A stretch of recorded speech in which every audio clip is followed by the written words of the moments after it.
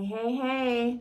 Okay, I am going to offer some movements, dynamic breathing, some things that are specifically geared towards getting out of inertia.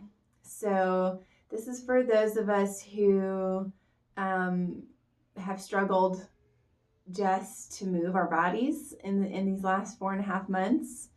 And you know what to do. It's not that you don't know, it's that this energy of inertia has taken over your nervous system, and we call that depression. There's a lot of factors involved with depression, too much to go into here, and I want to get right to the exercises. So I want to invite you to really tap into your breath. This is going to be 90% about the depth of your breath and the intention to move your breath. I'm going to be keeping track of the time. We're going for about 11 minutes here, so this is not very long. This is just getting that ball to budge. Right? So here we go. Come on down to your seats. You can sit on a prop, on a pillow or a block or whatever you got, or just right here on the floor. Hands on your knees. Find your first breath. Feel your seat on the floor.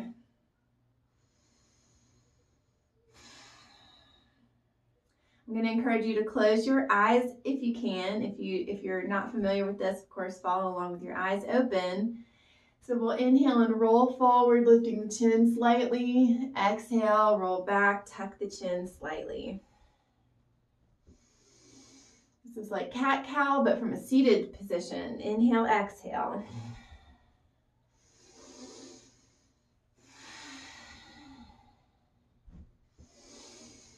I'm going to be doing this for about a minute. Just notice what the mind does.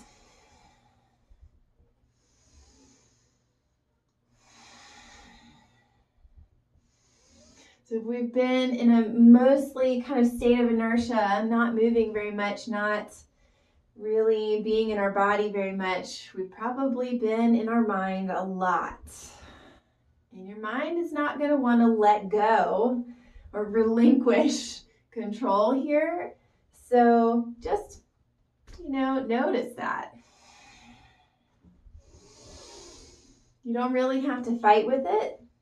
Just redirect. Redirect your attention to your breath. Bigger on the inhale, more complete on the exhale. Feel free to move your breath in through your nose or your mouth. So whatever kind of comes to you. If you want to breathe in through the nose, out through the mouth, that's fine. If you want to breathe in through the mouth, out through the nose, that's fine. Just get the breath moving.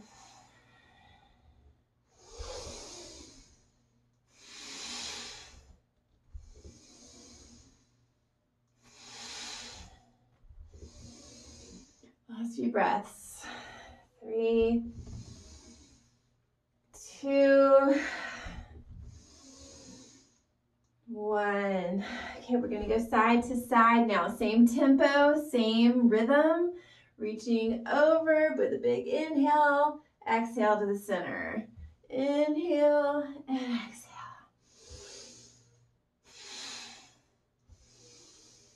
Just notice how it feels to move in a sideways direction, lateral movement. Notice your breath as you expand through the rib cage.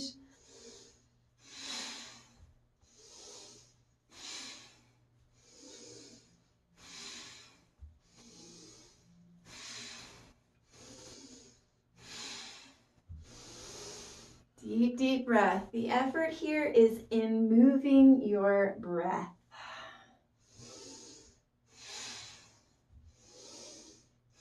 The effort here is in not stopping. part of you is going to want to, right? Fall back into inertia because it feels good, because it's easy.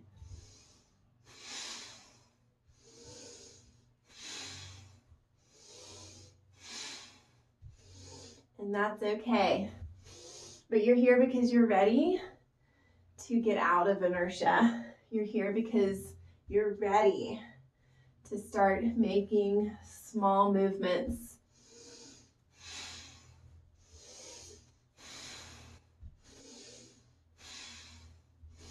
Last few breaths.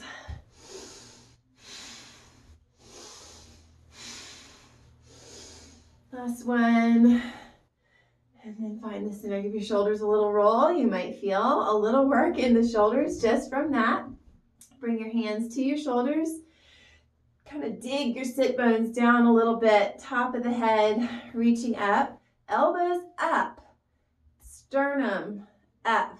So this one we're going to shake. Left, right, and breathe in, out. So there's two options here. You can make this a more rapid breath where you're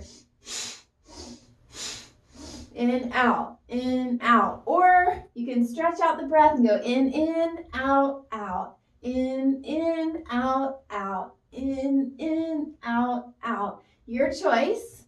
Find a rhythm and stick with it. Shaking loose here, really striving and working to sit up tall and to pump the breath.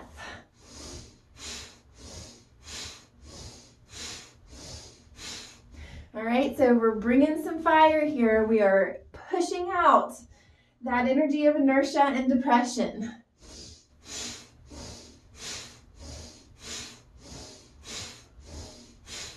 Maybe you need to get a little mad at it, right? That is okay. In fact, anger can be leveraged to create some change here.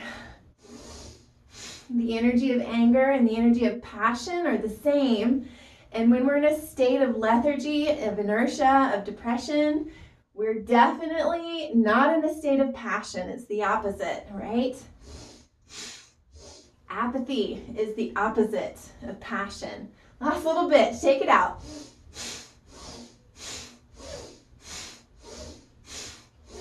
And release, and let your hands come to your knees. Take a breath in through the mouth, and exhale through the open mouth. And again, in through the mouth, open mouth. One more time. Come forward to your hands and knees. And then sit back into child's pose. We all know child's pose. Let the head relax to your mat. I'm going to look up just so you can hear me here, but your head is down. Relax on the floor. Relax your arms. Find your breath. We've just spent several minutes with this dynamic, powerful breath. Think of a wind like blowing through your body and blowing out all the old cluttered junk that's in there. And now we're settling into a quiet posture with the body and a more quiet breath, but there's still an intention to lengthen the breath, to move it. It is not passive.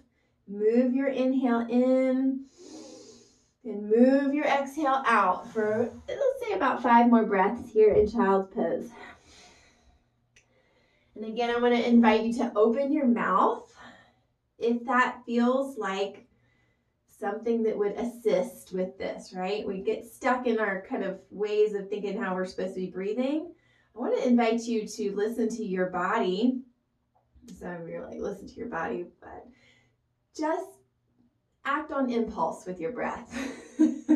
Just move it. Last breath here.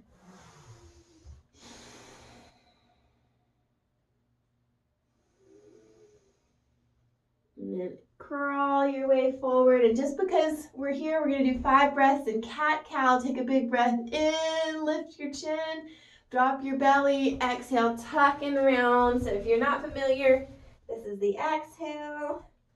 This is the inhale.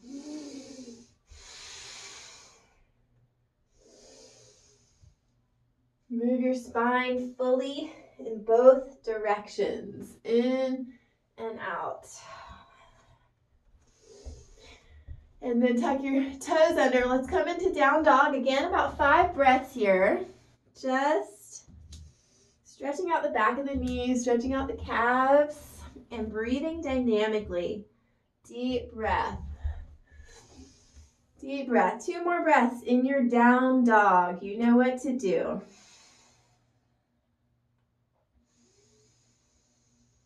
Last breath. We are going to be transitioning forward onto our stomach. So through plank, let your knees drop, belly down, and then prop up on your elbows. Let your feet be about hip distance.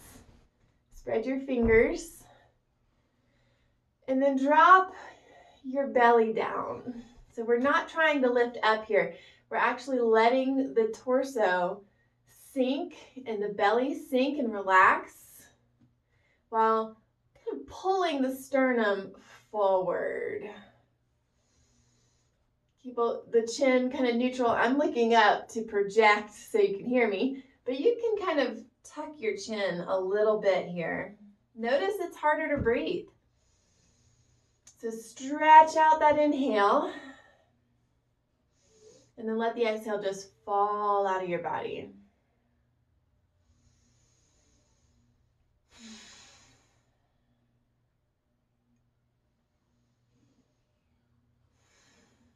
All right, so most of us, if we've been more sedentary these last few months, we've been sitting, right? And we've been curled up. Maybe we've been curled up over our device or watching our TV from our couch or even reading a book.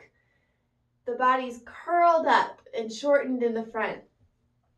And spending some time in an extension position like this is really, really good. I mean, you know, beyond our current circumstance, this is something that we were all needing, was more extension and more movement. So maybe you've just experienced a little contrast there, a little extreme in the direction of inertia. And now we're going to swing back out.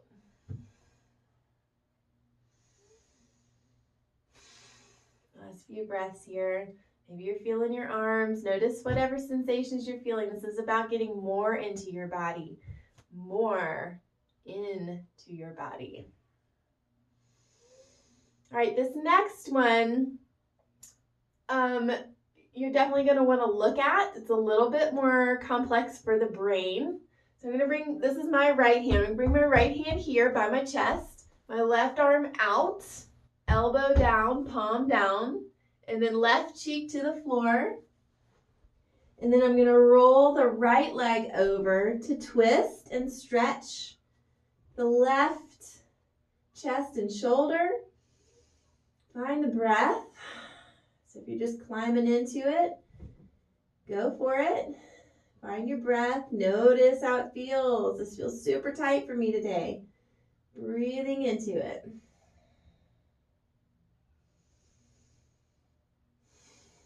And then rolling back to the center. So approximately 5 breaths on both sides. You can certainly stay longer. So hopefully you can see how things are set up here. Make sure your head, I'm again lifting my head to talk to you. You keep your head down once you've got the position. Let your head relax.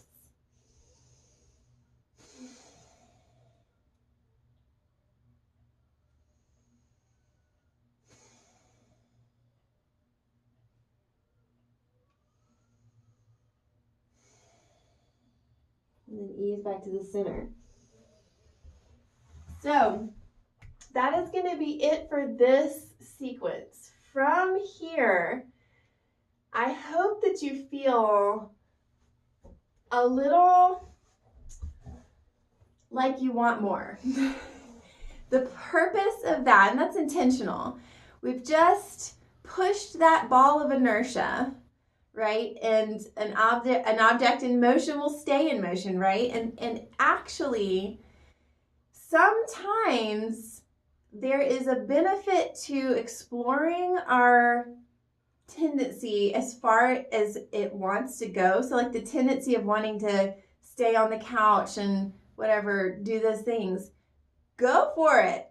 Eventually it's going to end and you are going to swing back the other way.